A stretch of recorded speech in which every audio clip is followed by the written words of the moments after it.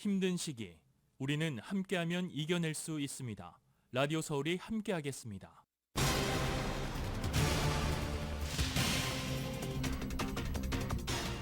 남가주가 또 폭풍 영향권에 들면서 어제 저녁부터 비가 계속 내리고 있습니다. 이 비는 수요일까지 이어집니다. 연방 공휴일인 프레젠테이를 맞아 오늘 관공서와 학교가 문을 닫습니다. 닉슨 도서관은 입장료 반값 할인 행사를 실시합니다. 타운 대청소가 지난 주말 대대적으로 펼쳐졌습니다. 한인과 타인종 자원봉사자 등 300여 명이 함께했습니다. 한인 도미닉 최 부국장이 현재 LAPD 임시국장을 맡고 있는 가운데 차기 LAPD 국장에 다양한 후보들의 이름이 거론되고 있습니다.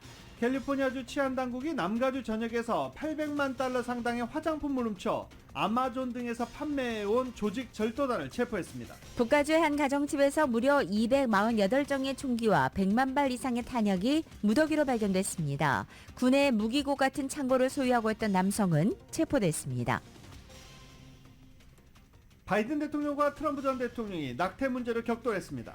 트럼프 전 대통령이 임신 16주 이후 낙태 금지에 찬성한 것으로 알려지자 바이든 대통령과 민주당이 총공세를 펼치게 된 것입니다. 미네소타주의 한 가정집에서 신고를 받고 출동한 경찰관 2명과 소방관 1명이 총에 맞아 사망했습니다. 유엔 안보리가 이스라엘과 하마스 간의 즉각적인 휴전을 요구하는 결의안을 조만간 효결에 붙일 예정으로 알려진 가운데 미국은 거부권 행사를 시사했습니다.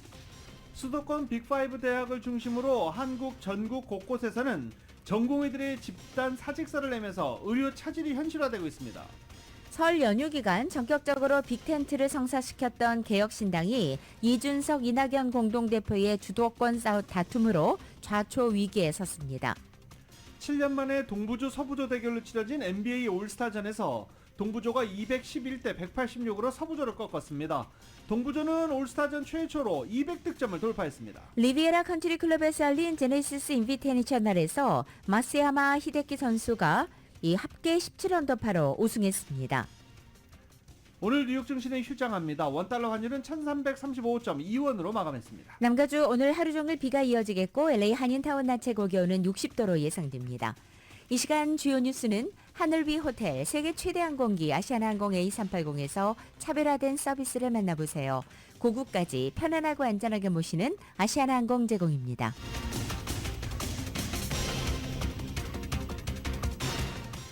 여러분 안녕하십니까? 김윤정입니다. 안녕하십니까? 유지승입니다. 2024년 2월 19일 월요일 라디오 서울 모닝 뉴스 2부입니다. 지금 비 많이 내리고 있죠. 지금 LA는 비가 좀 많이 내리고 있거든요. 아직 비가 오지 않은 곳도 있다라고 하시는 분들 있으시면 저희 유튜브 댓글창에 알려주시면 저희가 또 자세히 보도해드릴 수 있도록 하겠습니다. 지금 남가주 전역에 수요일까지 많은 비가 내린다고 합니다.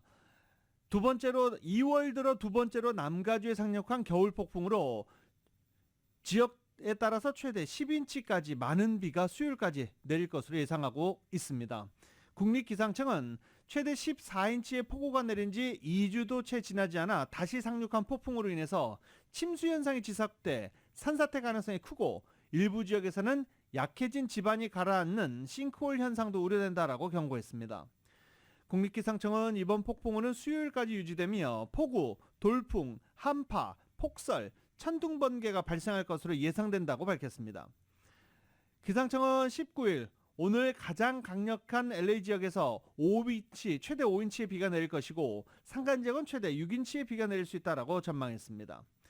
또 산타루시아스와 산타 이네지 레인지 지역에는 최대 10인치의 비가 내릴 것이라고 예상되고 있습니다. 또 이번 폭풍우는 기록적인 폭우에 이어서 내리는 지난 2월 초 기록적인 폭우에 이어서 내리는 비였기 때문에 지반이 약한 지역은 산사태, 싱크홀 크게 우려되고 있다라는 우려도 계속 나오고 있는 상황입니다. 겨울 폭풍이 강타함에 따라 개빈 뉴섬 캘리포니아 주지사는 짧지만 강력한 폭풍에 주와 로컬 그리고 연방정부 대응을 조정하기 위해 주 운영센터를 활성화했습니다. 개빈 뉴섬 주지사는 이번 폭풍으로 발생할 수 있는 긴급 상황에 대비해 잠재적 위험 지역에 구조팀을 배치시켰습니다.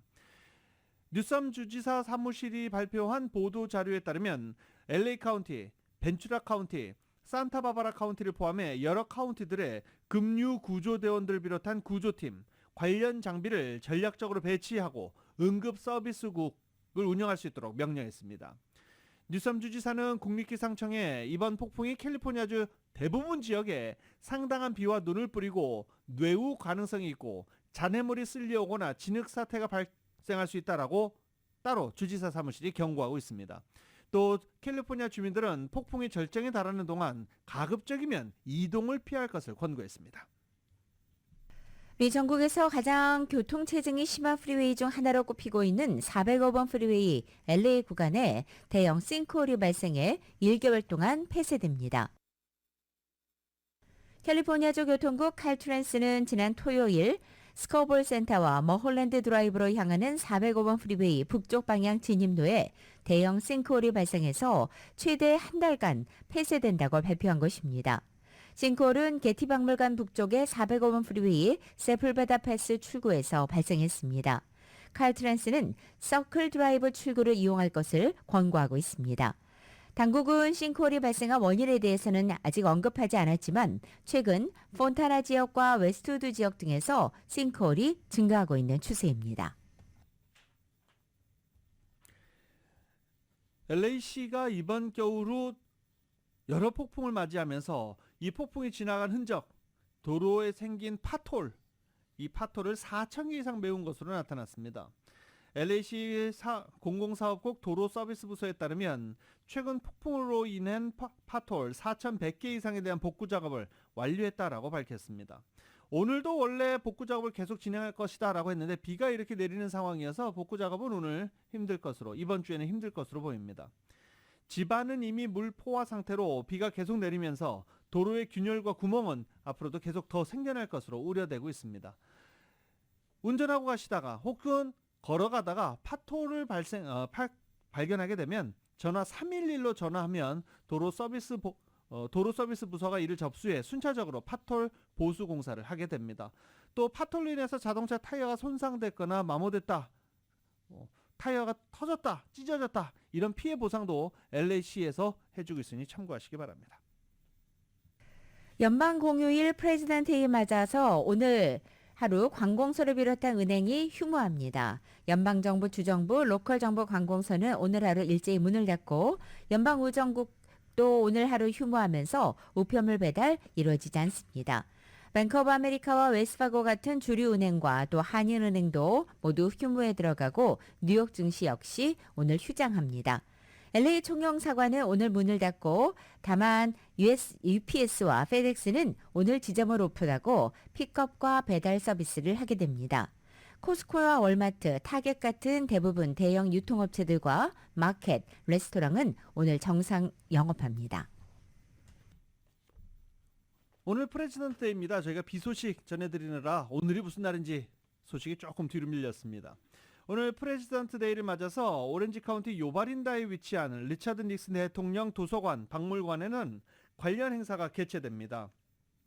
그리고 이 닉슨 대통령 도서관의 입장료 오늘 반값입니다. 닉슨 도서관은 오늘 오전 10시부터 미국 대통령으로 분장한 이 배우들과 함께 사진 촬영할 수 있는 그런 행사도 함께 진행된다고 합니다. 또 오늘 오전 11시부터는 교육용 역사 관련 논의도 도서관 이슬룸에서 펼쳐진다고 합니다. 오늘 도서관을 찾는 첫 방문객 500명에게는 체리파이가 무료로 나눠지게 됩니다. 닉슨 대통령 도서관은 오늘 오전 10시부터 오후 5시까지 오픈합니다. 리차드 닉슨 대통령 도서관의 박물관은 오렌지 카운티 요바린다에 위치해 있습니다. 그리고 로널드 레이건 대통령 도서관도 있죠. 시미밸리에 위치해 있습니다. 시미밸리에 위치해 있는 이 레이건 대통령 도서관도 오늘 다양한 행사가 이어질 예정입니다. 어제 미국 중북부 미네소타주에 있는 같은 가정집에서 신고를 받고 출동한 경찰관 2명과 소방관 1명이 총에 맞아 사망했습니다. 미네소타주 주도 미니아폴리스 교외 지역인 먼즈빌의 한 가정집에서 온 구조 요청 신고에 따라 출동했던 공무원 가운데 경찰관 2명과 소방관 1명이 현장에서 가해자와 대치하던 중에 총에 맞아 숨졌고 다른 경찰관 1명은 부상했습니다. 경찰관과 소방관을 살해한 용의자 역시 사망했다고 현지 경찰은 전했습니다. 캘리포니아주 치안당국이 남가주 전역에서 $800만 상당의 화장품을 훔쳐 아마존 등에서 판매해왔던 조직 절도단을 체포했습니다. 이 소식은 정윤호 기자가 보도합니다. 가주 고속도로 순찰대로 구성된 조직절도 전담반이 지난 수개월 동안에 걸친 수사를 통해 남가주 전역에서 화장품 가게를 타겟으로 절도 행각을 저질러온 조직절도단의 두목을 체포했습니다. 16일 라폰타 가주검찰총장은 샌디에고에서 개최한 기자회견을 통해 총 9명을 기소했다고 밝히고 이들은 남가주는 물론 멀리 동부에서도 유사한 범죄 행각을 저질러왔다고 밝혔습니다. 체포된 조직절도단 두목은 최소 7명을 하수인으로 모집해 이들로 하여금 주 전역에서 얼타 뷰티 스토어와 다른 리테일 아울렛 등에서 화장품을 훔치도록 한 다음 훔친 물건을 아마존을 통해 할인 판매해온 것으로 드러났습니다. 이 같은 조직절도 범죄는 10여 년에 걸쳐 행해져온 것으로 드러났습니다. 조직절도 행각은 LA와 오렌지 카운티를 비롯해 알라메다와 플레이서, 콘트라코스타, 산타클라라, 샌디에고, 리버사이드, 산마테오, 샌버나디노, 나파, 벤추라 등 총 21개 카운티에서 이루어졌습니다. 이번 수사는 가주 고속도로 순찰대를 비롯해 가주 법무부, 연방국토안보부, 연방우정국이 공조해서 이루어졌습니다. 치안당국은 남가주의 얼타 뷰티 스토어에서 230건 이상의 절도 피해가 보고되면서 이들 절도단을 일망타진하기 위해서 지난해 여름부터 수사를 벌여왔습니다. 지난해 12월 남가주 전역에서 관련 조직절도단에 연루된 용의자 여러 명이 연행됐으며 이번에는 절도단 두목을 검거하기에 이른 것입니다. 라디오 서울뉴스 정현호입니다. 한인 도미닉 최 부국장이 현재 LA 경찰국 임시국장을 맡고 있습니다. 이런 가운데 차기 국장직 물망에 다양한 후보들의 이름이 거론되고 있다고 합니다. 이은 기자가 전해드립니다. LAPD가 한인 도미닉 최 LAPD 임시국장 체제로 접어든 상황에서 LA시는 차기 LAPD 국장직을 찾는 숙제에 당면했다고 LA타임즈가 보도했습니다. 캐런 베스 시장은 공식 국장직을 맡을 인물을 찾기까지 최소 4개월에서 최대 6개월의 시간이 소요될 것이라고 밝혔습니다. 경찰국 내부 인사 중에서 임명할지 외부 인사를 등용할지에 대한 명확한 입장이 나오지 않은 상황이지만 차기 국장을 물색하기 위한 LA경찰국 위원회의 절차를 기다리고 있는 상황입니다. UCLA의 도움을 받아 LA 시민들이 차기 LAPD 국장에게 원하는 바를 설문조사를 통해 수렴한 후 이 조사를 차기 국장을 찾는 과정에 반영할 것이며 적임자를 찾는 과정에 주민들의 의견을 경청할 것이라고 합니다.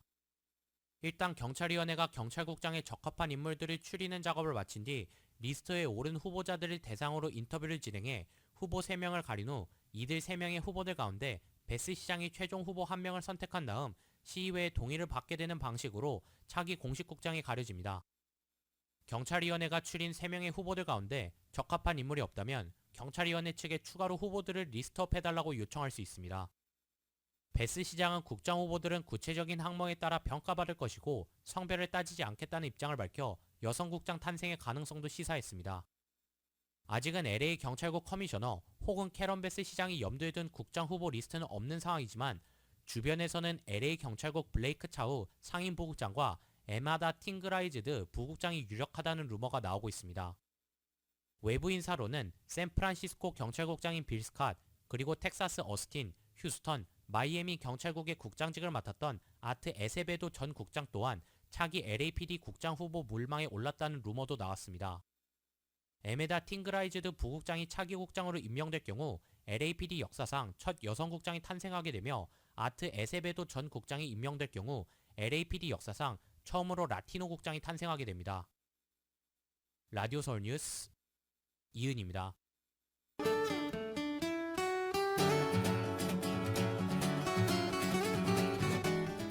2월 19일 월요일 남가주의 날씨입니다. 남가주 전역에 비가 내리고 있습니다. 이번 비는 강하게 내리다 잠시 약해지기를 반복하면서 수요일까지 내릴 것으로 전망됩니다. 오늘 오후 한때 천둥번개를 동반한 강한 빗줄기 내리겠고 화요일인 내일 종일 비가 내리고 또 수요일 오전에도 또 한 차례 천둥번개를 동반한 빗줄기 예상됩니다. 따라서 남가주 대부분 지역에는 오늘 이른 새벽부터 오는 수요일 오전 10시까지 홍수경보 또는 홍수주의보 발효돼 있습니다. 비 피해 없도록 안전사고 대비에 신경 쓰셔야겠습니다. LA 한인타운의 오늘 낮 최고 기온 60도, 밤 최저 기온은 55도, 오렌지 카운티 지역 61도, 54도, 밸리와 일람다 엠파이어 지역은 57도, 52도, 해안 지역은 60도, 54도로 예상됩니다. 한국 오늘 전국이 흐리겠고 서울의 오늘 아침 최저 기온이 35도, 낮 최고 기온은 48도로 예상됩니다. 라디오 서울 모닝뉴스 2부 이 시간은 1250만 불 교통사고 최고 보상, 교통사고 전문 천재 변호사 리차드 호프만, 또 하나의 새로운 문이 열렸습니다. 한인은행 최초로 라스베가스에 진출한 오픈뱅크, 총 20억 달러의 승소, 크고 작은 교통사고와 상해 브라이언 타필라와 시젤러, 한인타운 올림픽과 카탈리나에 새 지점을 오픈했습니다. 고객과 함께 새로운 미래를 열어가는 US 메트로뱅크 공동 제공입니다.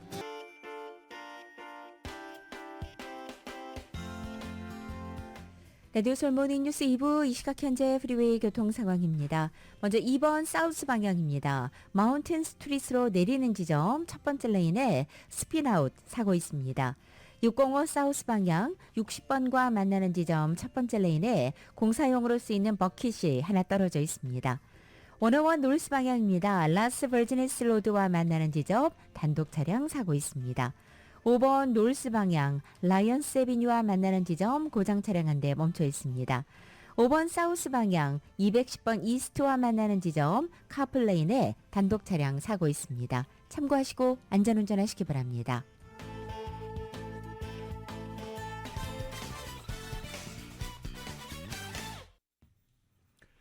메디컬 신청 시 은행 계좌에 예금액 제출을 요구했던 재산 한도 규정이 폐지됩니다. 반면 캘리포니아주 정부 측은 메디컬 가입 기준이 크게 완화됐음에도 이를 잘 모르는 한인들이 많아 가입을 촉구하고 있습니다. 비영리 의료기관 카이저 패밀리 재단은 메디컬 수혜 규정에 따르면 그동안 65세 이상 또는 장애인 등이 메디컬 혜택을 받으려면 신청자 은행 예금액 한도가 개인 13만 달러, 부부 19만 5천 달러였지만 올해부터는 이 기준이 폐지됐다라고 밝혔습니다. 또 메디컬 신청서 작성 시 요구받았던 차량 등록증, 은행 서류도 제출하지 않아도 됩니다. 캘리포니아 주당국에 따르면 팬데믹 동안 실직 등의 이유로 메디컬 혜택을 받았던 수혜자들은 완화된 규정으로 자격을 계속 유지할 수 있게 됐습니다. 단 소득 기준은 그대로 적용돼 개인의 경우 월 1677달러 미만, 4인 가족일 경우 월 3450달러 미만이면 메디컬에 가입할 수 있습니다. 현대자동차가 일부 제네시스 차량의 엔진 화재 위험으로 미국에서 약 9만 대를 리콜합니다. 연방도로교통안전국에 따르면 현대차 미국 법인은 2015-16년 제네시스와 2017년부터 2019년까지 제네시스 그리고 2019년 제네시스 G70 일부를 리콜하고 있다는 것입니다. 당국은 시동 전동기 부품인 스타터 솔레노이드에 물이 들어가서 누전을 야기하고 이것이 엔진룸에 화재를 일으킬 수 있다고 설명했습니다. 해당 차량 소유주들은 리콜이 완료될 때까지 실외나 또 구조물에서 떨어진 곳에 주차하라고 당국은 권고하고 있습니다. 지난달 남가주의 주택 가격은 거의 변동이 없는 것으로 나타났습니다. 이 주택 관련 소식은 보도국 뉴스룸 연결해 보겠습니다. 지난달 남가주 지역 평균 주택 가격은 82만 8,303달러로 전달과 비교해 28달러가 오르면서 지난해 10월 이후 처음으로 가격이 올랐지만 사실상 변동이 없었습니다. LA와 벤츄라 카운티의 경우 주택 가격은 소폭 하락했고 오렌지 카운티와 리버사이드, 샌버나디노, 샌디에고 카운티는 소폭 올랐습니다. 하지만 지난달 주택가격 변동폭은 모두 0.3% 이하로 미미했습니다. 경제학자들은 높은 모기지 이자율로 월 페이먼트 부담이 늘어나면서 주택가격이 오르는데 한계로 작용한 반면 매물 부족으로 주택가격이 떨어지지는 않는 상황이라고 전했습니다. 가주 부동산 협회에 따르면 LA와 오렌지 카운티 지역에서는 주민 중 11%만이 중간 가격의 주택을 구입할 수 있는 경제적 상황입니다. 최근 주택가격이 소폭 내렸지만 여전히 남가주 대부분의 카운티에서 주택가격은 역대 최고가에 가까운 상황입니다. 오렌지 카운티의 경우 주택가격이 역대 최고가를 기록했으며 LA 카운티의 경우 1년 전과 비교해 6.2%가 오른 상황입니다. 매물 급부족 현상은 지난달 숨통이 조금 트이는 양상을 보였습니다. 지난달 LA 카운티에 새로 나온 리스팅은 1년 전보다는 7%가 늘었는데 이는 2021년 이후 처음으로 늘어난 것입니다. 다른 카운티에서도 매물이 전년보다 소폭 늘어난 양상을 보였습니다. 라디오 서울 보도국 뉴스룸입니다. 지난 토요일 LA 한인타운에서 열렸던 타운 청소 클린업 행사가 한인과 타인종 자원봉사자 300여 명이 참가해 성황을 이루고 마쳤습니다. 웨셔센터 코리아타운 주민의회와 한인타운 청소년회 간 KYCC가 공동으로 주최로 한인타운 대청소 행사가 열린 가운데 한인 청소년 봉사단체 파바와 LA 총영사관이 후원했습니다. 올림픽 경찰서에서는 경찰 10명이 이날 행사에 파견돼서 거리 청소에 나선 자원봉사자들을 보호했습니다. 또 LA 총영사관에서는 참가자들을 위한 파킹랏 지원을 했고 LA 한인축제재단은 서울 메디칼 그룹과 옥스퍼드 팔레스 호텔 CBB뱅크가 물과 스낵 도네이션으로 후원했습니다. 그리고 미디어 스폰서로는 저희 라디오 서울 방송과 한국일보가 후원했습니다. 대청소 행사에는 멀리 뉴욕에서 온 웨스트포인트 사관 생도도 참가해서 눈길을 끌기도 했습니다. 이날 열린 대청소 행사에 한인 학생들과 타운 주민들이 한마음으로 참여해서 타운 팔각길을 중심으로 깨끗하게 청소하면서 커뮤니티에 화합하는 모습을 보여준 것으로 평가되고 있습니다. 트럼프 전 대통령이 대통령에 당선된 이후 트럼프 브랜드가 오히려 부동산 가치를 떨어뜨리는 데 기여했다고 뉴욕타임즈가 보도했습니다. 보도에 따르면 부동산 중개업체 시티리얼티는 2013년부터 2023년까지 뉴욕 맨해튼에 있는 트럼프 브랜드 콘도미니엄 7채 단위 면적당 가치 평균이 24% 하락했다고 평가했습니다. 2013년 이후 상승세를 지속하던 부동산 가치는 트럼프 전 대통령이 대통령이 당선된 2016년을 정점으로 하락 전환했다는 것입니다. 이 같은 분석 결과에 대해서 트럼프 전 대통령의 차남이자 트럼프 그룹의 실질적인 경영자 에릭 트럼프는 데이터는 원하는 이야기를 전달하기 위해 조작될 수 있지만 우리 건물이 전 세계에서 단위 면적당 가장 비싼 값에 팔린다는 사실에는 변함이 없고 이를 부인할 수도 없다라고 반박했습니다. 하와이가 해외에서 들어오는 관광객 1명당 25달러의 관광 세금을 부과하는 방안을 추진하고 있다고 월스트리트저널이 보도했습니다. 신문은 하와이주 의회가 호텔이나 단기 임대 숙소에 체크인을 하는 관광객에게 정액의 관광세를 징수하는 법안을 올 봄에 승인할 수 있다고 보도한 것입니다. 조지 그린 하와이 주지사는 이 방안은 관광객에게 자연환경 보존에 대한 책임을 일부 부여하고 기후변화 영향에 대한 인식을 높이게 될 것이라고 밝혔습니다. 아시아나항공이 미국에서 무려 5천만 달러에 달하는 기내식 정산금 지급 소송을 당했습니다. 이번 소송은 대한항공과 합병을 앞두고 있는 아시아나항공이 지난 수년간 끌어온 기내식 관련 법정 소송으로 국내외에서 거액을 물어줘야 할 부담에 처하게 된 것이어서 항공업계에 파장이 일고 있습니다.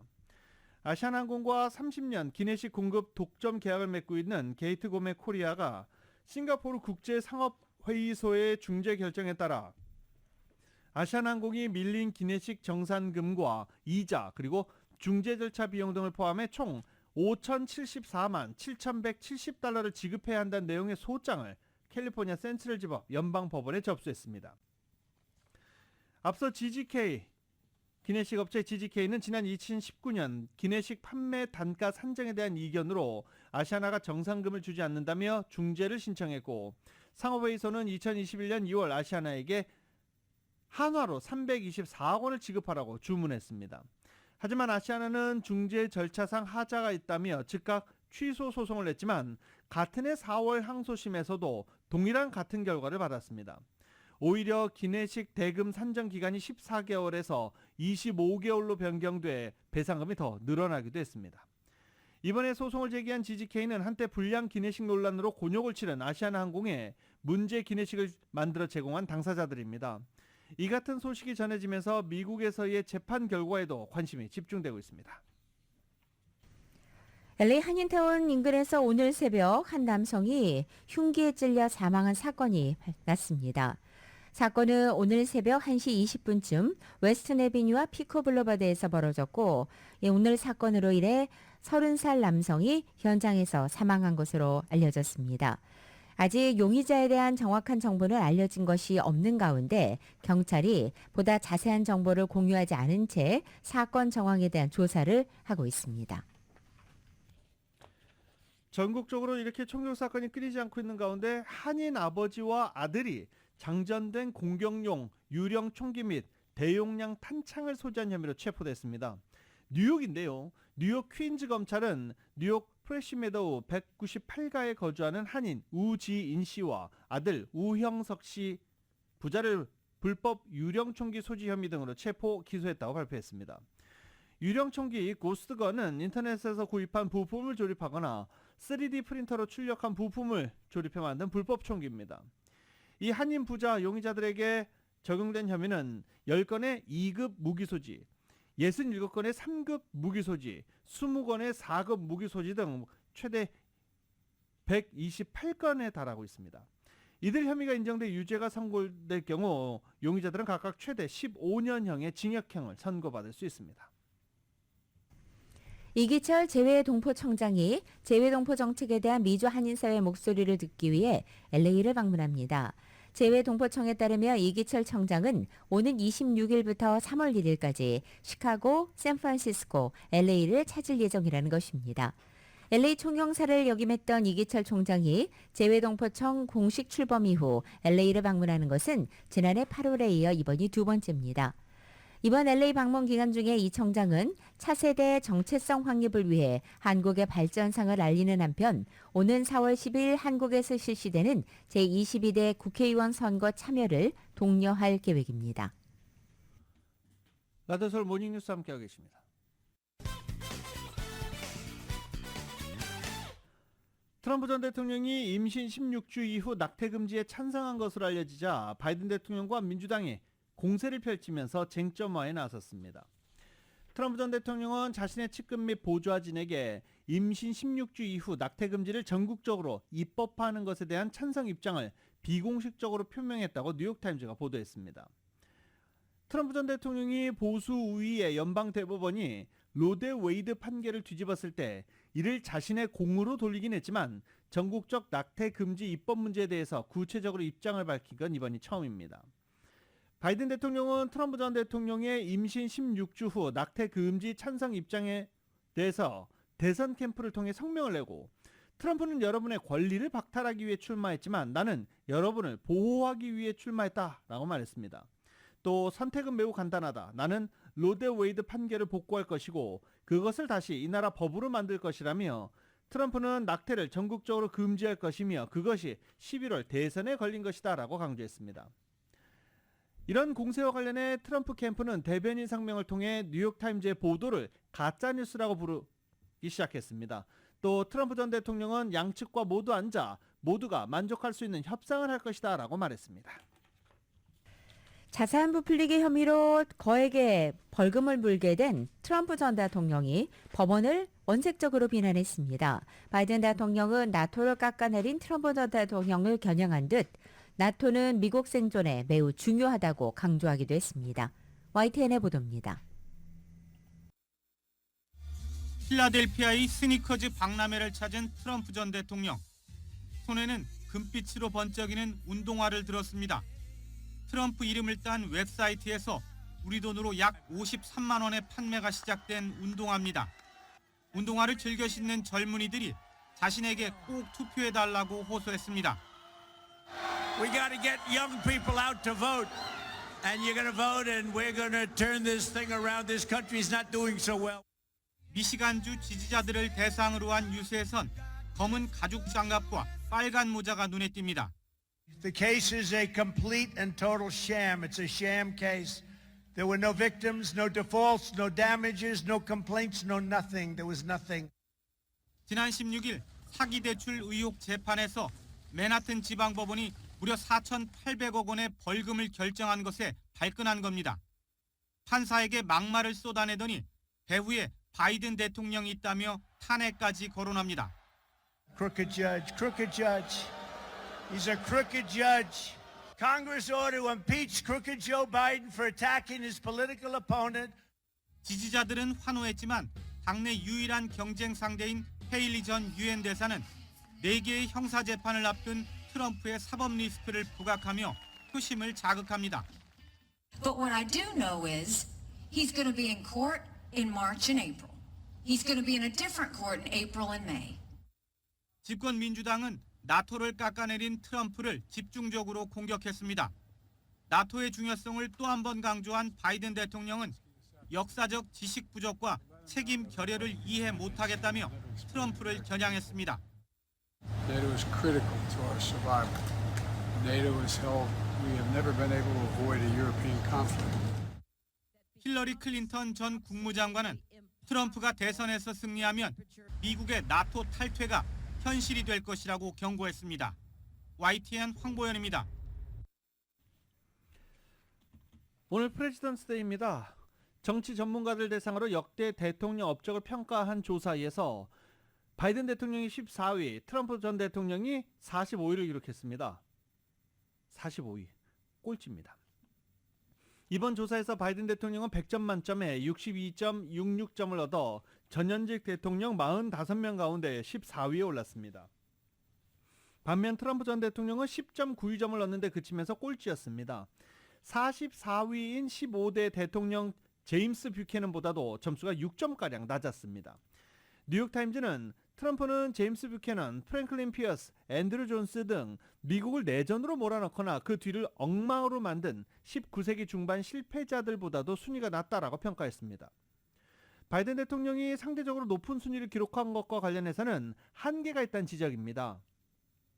자기 업적을 내세워서가 아니라 지난 대선에서 트럼프 전 대통령을 밀어낸 덕에 좋은 평가를 받았다는 설명입니다. 이번 조사에서 에브라함 링컨이 1위, 프랭클린 루즈벨트, 조지 워싱턴, 시어도어 루즈벨트, 토머스 제퍼슨 대통령 등이 뒤를 이었습니다. 첫 흑인 대통령이었던 오바마 전 대통령은 73.8점을 얻으면서 7위에 올랐습니다. 공화당 대선 후보 경선에서 트럼프 전 대통령에게 크게 밀리고 있는 니키 헤일리 전 유엔 대사가 경선 패배 시 본선에서 트럼프를 지지할지에 대해 유보적인 입장을 밝혔습니다. 헤일리 후보는 어제 방송된 ABC 뉴스의 This Week와의 인터뷰를 통해서 누가 대선 후보가 되건 후보를 지지하겠다는 당내 서약을 지킬 것인가라는 질문에 대해 확답을 피한 것입니다.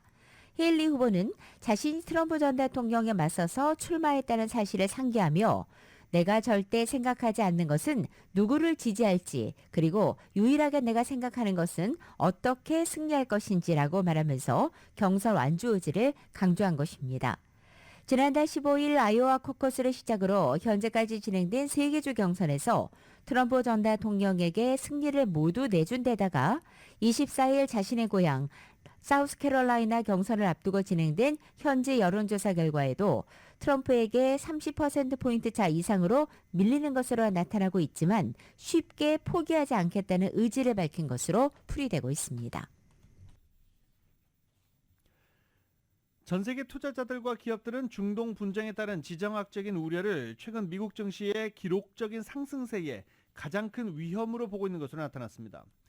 블룸버그 통신은 올 들어 지난달 중순까지 한 달 보름간 이어진 기업 실적 발표에서 홍해 또는 지정학이 언급된 횟수를 조사해보니 4분기 3개월간 언급된 횟수 507건에 근접한 423건으로 파악됐다고 밝혔습니다. 이런 가운데 전문가들이 미국 경제가 기대를 뛰어넘는 성장세를 구가하고 연방준비제도가 금리 인하를 단행하는 등 매우 낙관적인 시나리오를 염두에 두고 스탠다드 앤 푸어스 500대 기업의 향후 12개월간 수익이 사상 최고를 기록할 것으로 기대하고 있습니다.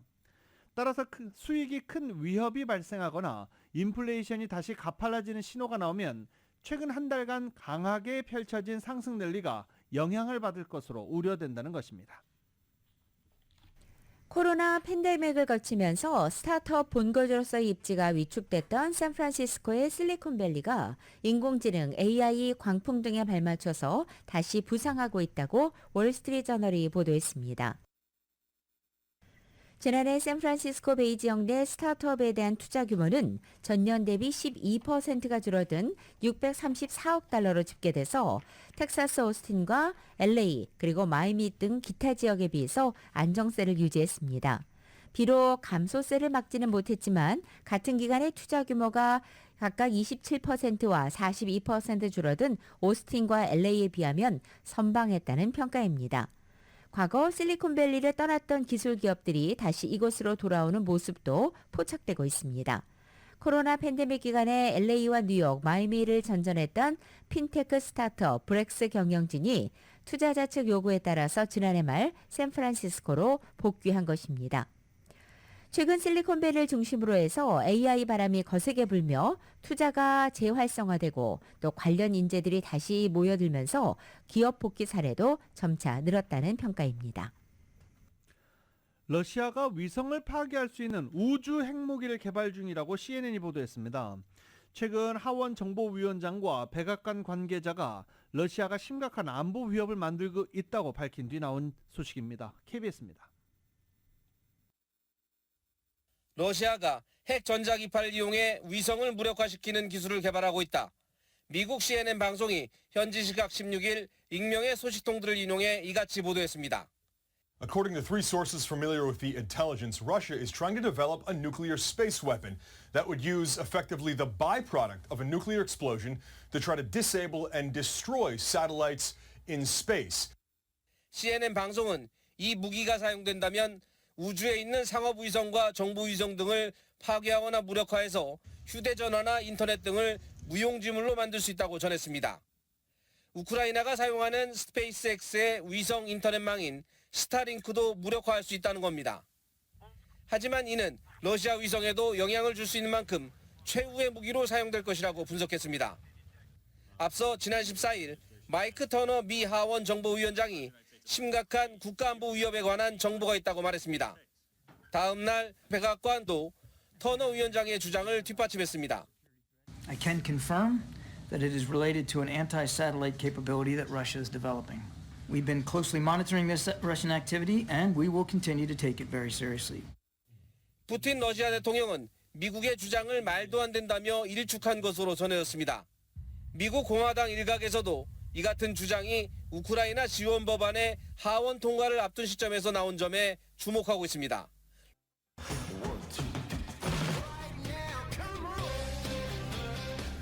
라디오서울 모닝뉴스 스포츠 소식입니다. 스포츠 소식은 전문가가 추천하는 이민법과 가정법 전문 제인정 종합법률사무소 제공입니다.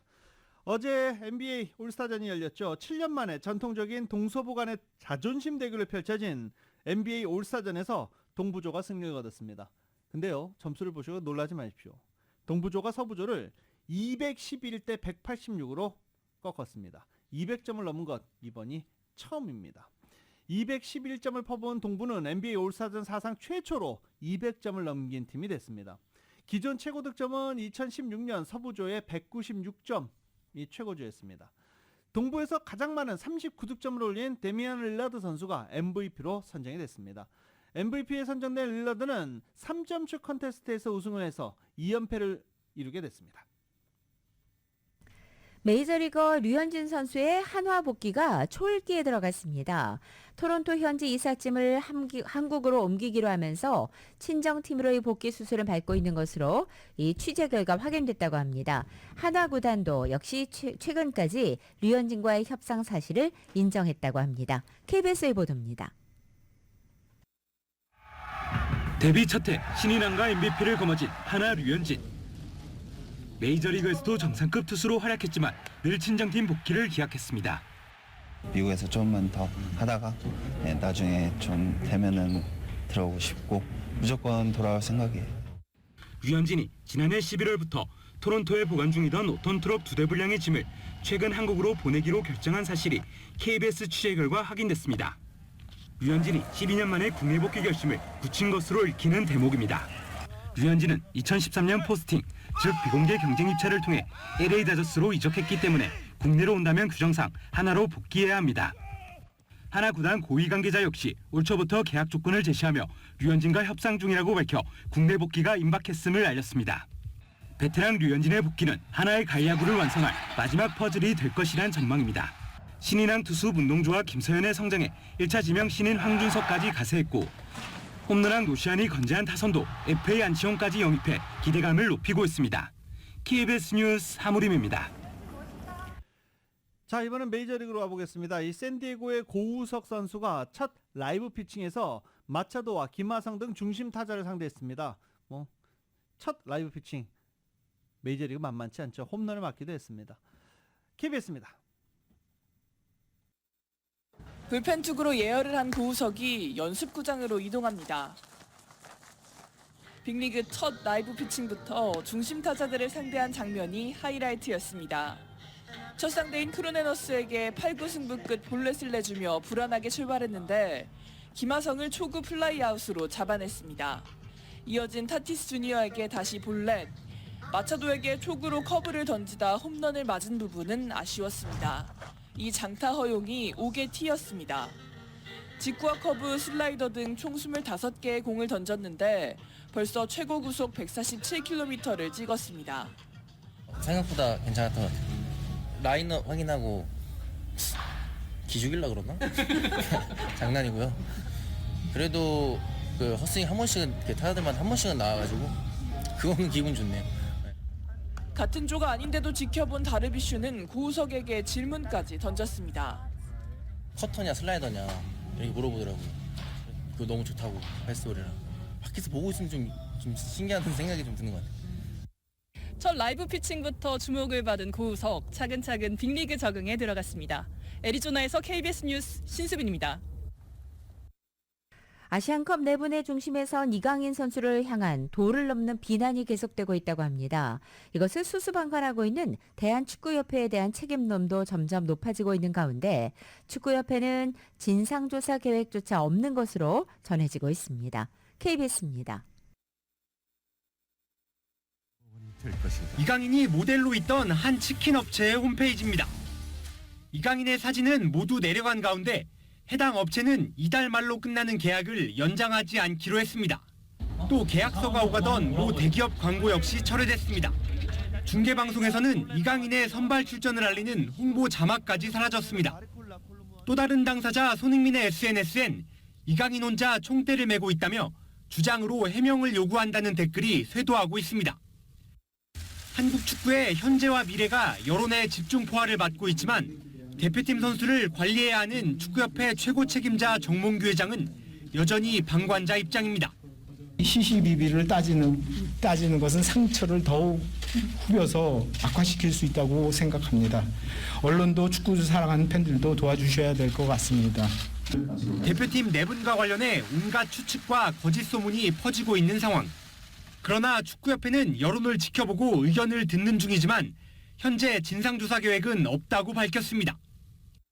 대한축구협회의 윤리 규정엔 선수들은 누군가를 모욕하거나 증오 또는 폭력을 유도하기 위한 공격적 자세나 언어를 사용하여서는 아니 된다고 돼 있고 이를 위반할 시 협회는 조사 및 결정을 할 수 있다고 나와 있습니다. 그러나 윤리위원회와 공정위원회는 서로 자신들 소관이 아니라며 책임을 떠넘기고 있습니다. 내분 사태는 어느 때보다 신속히 인정했지만 수습에는 손을 떼고 있는 축구협회. 정몽규 회장 체제의 리더십이 점점 한계를 보이고 있습니다. KBS 뉴스 이준입니다.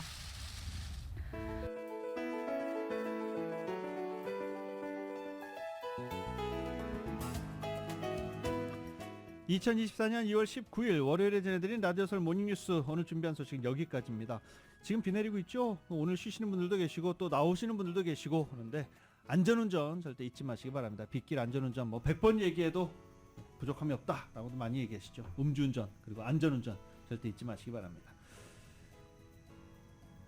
지금까지 진행의 유지승 김윤정이었습니다. 라디오솔 모닝뉴스 2부 이 시간은 1250만 불, 교통사고 최고 보상, 교통사고 전문 천재 변호사 리차드 호프만, 또 하나의 새로운 문이 열렸습니다. 한인은행 최초로 라스베가스에 진출한 오픈뱅크, 총 20억 달러의 승소, 크고 작은 교통사고와 상해, 브라이언 타필라와 시즐러, 한인타운 올림픽과 카탈리나에 새 지점을 오픈했습니다.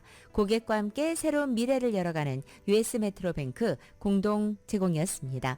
잠시 후 9시에는 강혜신의 오늘의 미국이 방송됩니다. 함께해 주신 여러분 고맙습니다.